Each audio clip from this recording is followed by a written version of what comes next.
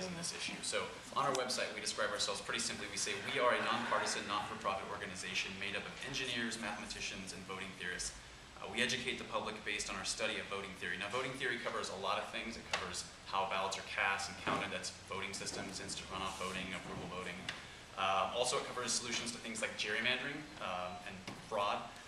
But our stake in this particular issue here in San Francisco with instant runoff voting, besides me just being a citizen of San Francisco for the last, since 2004, I feel like there's been a lot of misleading and even false claims on both sides of the issue, admittedly, but as people who really care about science, we've got two math PhDs on our board, and we really care about these nuanced details, and we want to get it right.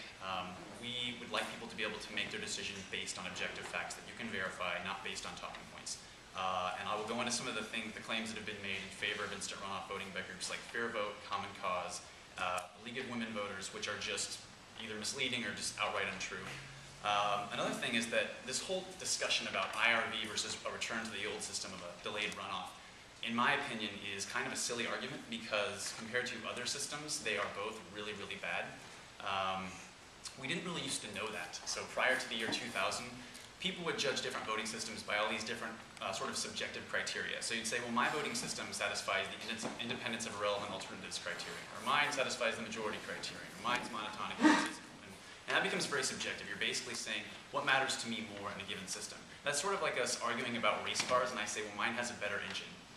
Yours has better tires, and somebody says, well, mine has better aerodynamics. So it's all very subjective.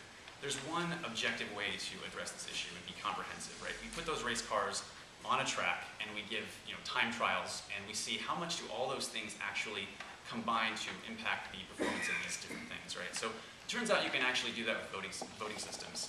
Back in 2000, there was a series of computer simulations that were performed by a Princeton math PhD named Warren D. Smith, who's on our board.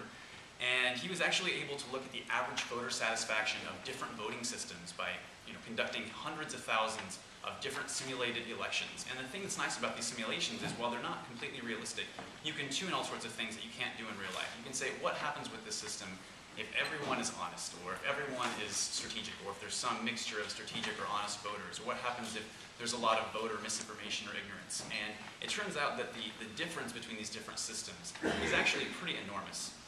One system I promote is called approval voting. And besides being much better, and I have a graph I might just briefly show later that sort of gives you a sense of the relative difference of these systems in a visual way.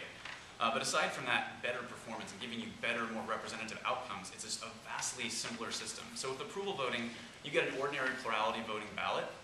The only difference is that you don't have to vote for just one candidate. You can approve one or more, and the candidate with the most votes wins. So the first thing that's simpler about it is voters get a ballot they're used to. The worst case scenario is basically a voter votes for just one candidate. Maybe they don't even pay attention or notice the system has changed, but that's still a valid ballot that we can count. And if you actually look experimentally, approval voting leads to about 1/5 as many spoiled ballots as the plurality system. Here in San Francisco and most other places around the world that have used ranked choice voting or instant runoff voting, they've had 7 times as many spoiled ballots. When you hear these arguments about ballot spoilage still being really low, you have to remember it's still much higher than it was before that. And there are figures that we can cite that are on our website, and I'll talk about that attest to that. Another advantage for approval voting is that it can be done on ordinary voting machines without really any upgrades. The only thing you do is take away the rule that says we throw away your ballot or we don't count it if you vote for more than one candidate. It never punishes you for supporting your favorite candidate. So maybe I like, who is Terry Baum, I guess, right? I like Terry Baum, I'm going to vote for her. That will never hurt me, right? Even if I don't think she can win.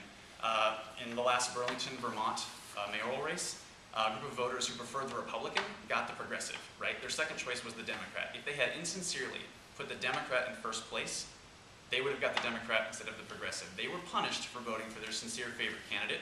That also proves that voting sincerely is not the best strategy and that IRV does not eliminate spoilers. These are all issues that you would not know if you heard the IRV proponents. They make claims like it eliminates spoilers. You can always vote your heart. So I think that's important. I'm not necessarily saying that it makes IRV a worse system than the top 2 runoff, but people should be aware of these facts. And I think also even some of the claims Steve Hill has just made here tonight, we'll go into that more, but I think you're very misleading. Okay, we're going to give